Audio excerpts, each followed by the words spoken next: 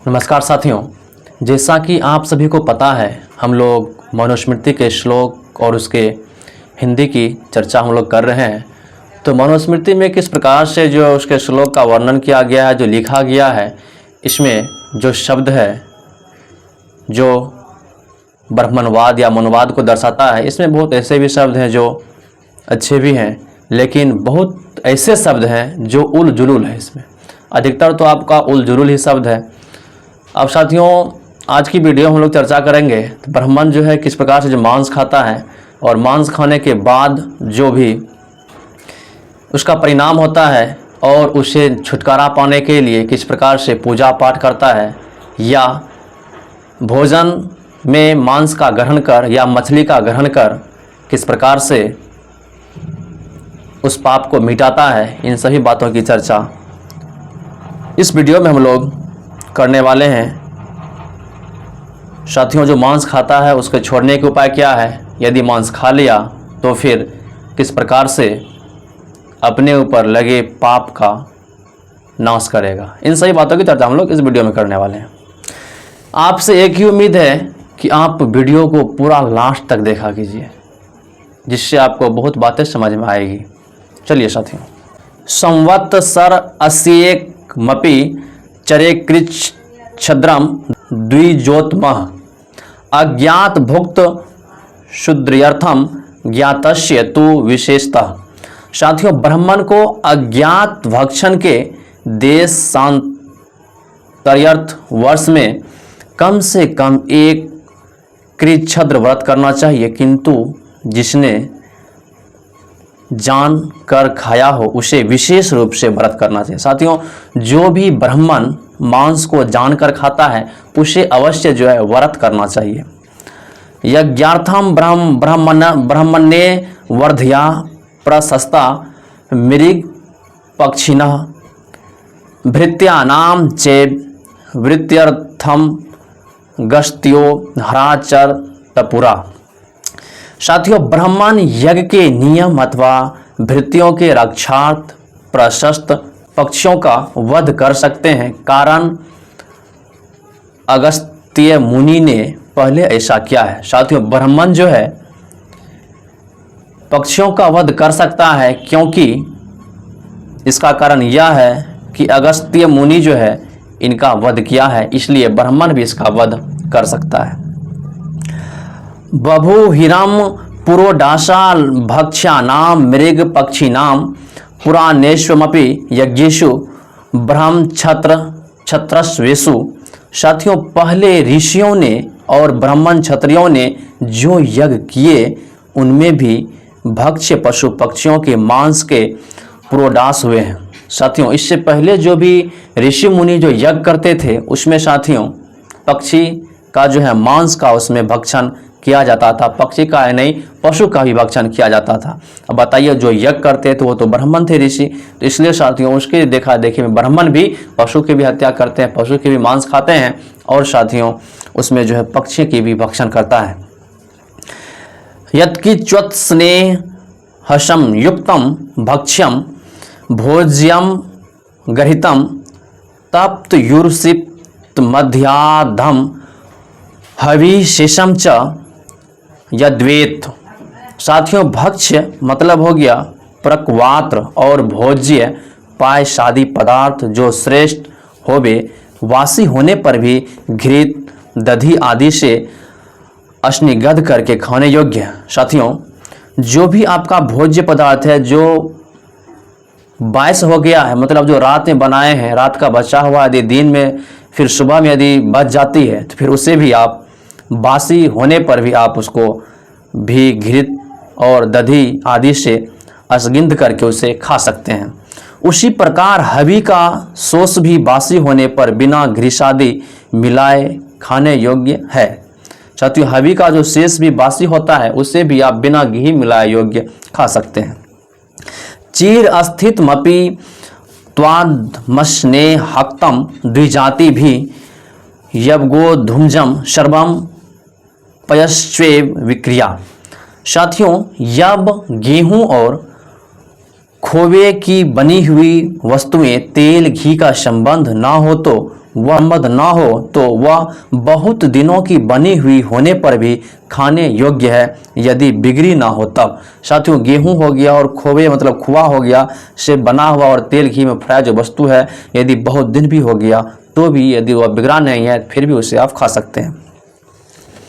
एत दुक्तम द्विजातिनाम भक्ष्याभ क्षयम शेषता मांस मस्याता प्रवक्ष्यामि विधिवम भक्षण वर्जने।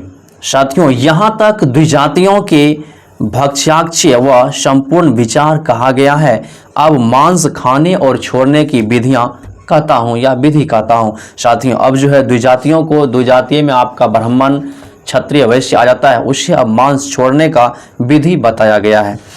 प्रोक्षितम भक्ष्येन मांसम ब्राह्मणानाम च काम्य या यथा विधि नियुक्तो अस्तु प्राणानामेव चातये।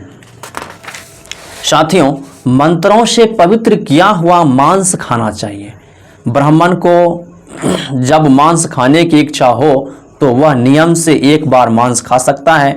रुग्ण अवस्था में अन्य आहार से प्राणात्यय होने के भय से खा सकता है। साथियों, आप जो है यदि जो ब्राह्मण है मंत्रों से पवित्र कर मांस को खा सकता है, और ब्राह्मण को जब मांस खाने की इच्छा हो तब वह नियम से एक बार मांस खा सकता है। और साथियों, रुग्ण अवस्था में अन्य आहार से प्राणात्यय होने के भय से खा सकता है। यह साथियों मनुस्मृति का 5वां अध्याय और श्लोक आपका 27वां श्लोक में वर्णन किया गया है। आगे साथियों 5वां अध्याय का 29वां श्लोक 28वां श्लोक कहता है, प्राण यस्यात्रमिदं सर्वं प्रजापतिर्कल्प यत अस्थावरम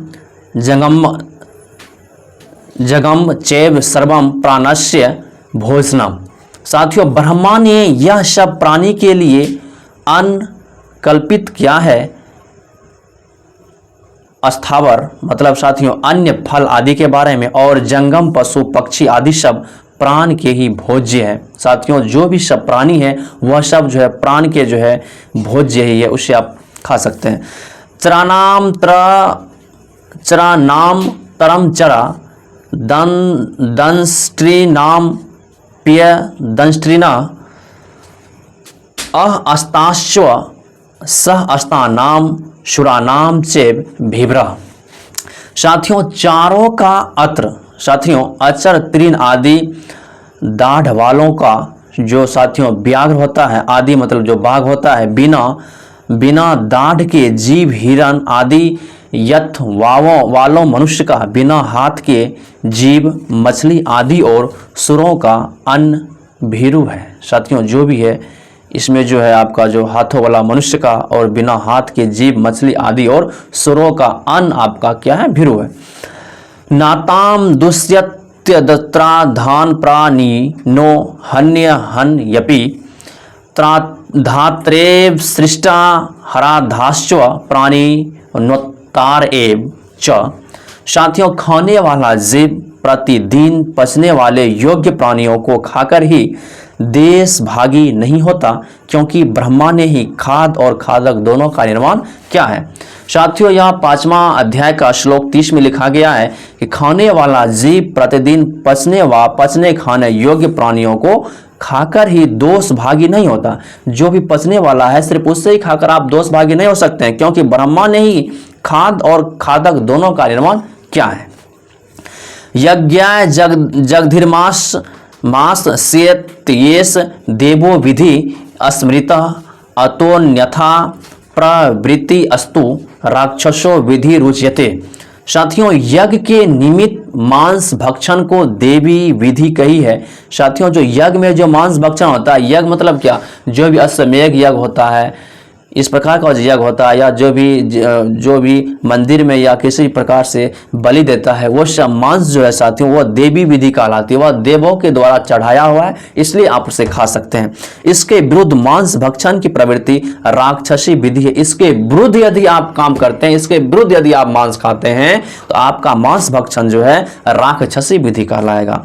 कृत्वा स्वयं वापयुत्वा पाद पुरोपकृतमेव देवान्पि तृप्तं स्वाश्चर्यित्वा खादना मांसम न दुष्यति।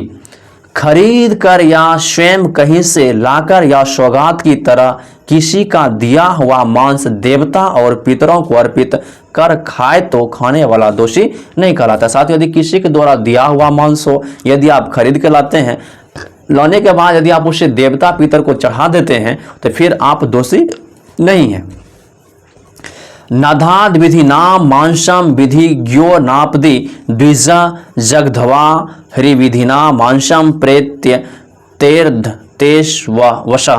साथियों, विधि को जानने वाला ब्राह्मण सुखावस्था में अविधि पूर्वक मांस ना खाएं, क्योंकि अविधि से मांस खाने वाले को जन्मांतर में वे प्राणी खा जाते हैं जिनका मांस उसने खाया था। साथियों, कहा जा रहा है कि विधि को जानने वाला, जो भी ब्राह्मण विधि को जानता है तो विधि पूर्वक मांस खाए, जो नहीं जानता है फिर भी वह जानकर विधि पूर्वक मांस खाए। यदि वह विधि पूर्वक मांस नहीं खाता है तो जिस भी पशु पक्षी का मांस वह खाता है तो अगले जन्म में जाके वह पक्षी उसको या वह पशु उसको मांस के रूप में खा जाता है। इस प्रकार की बातें मनुस्मृति में की गई है।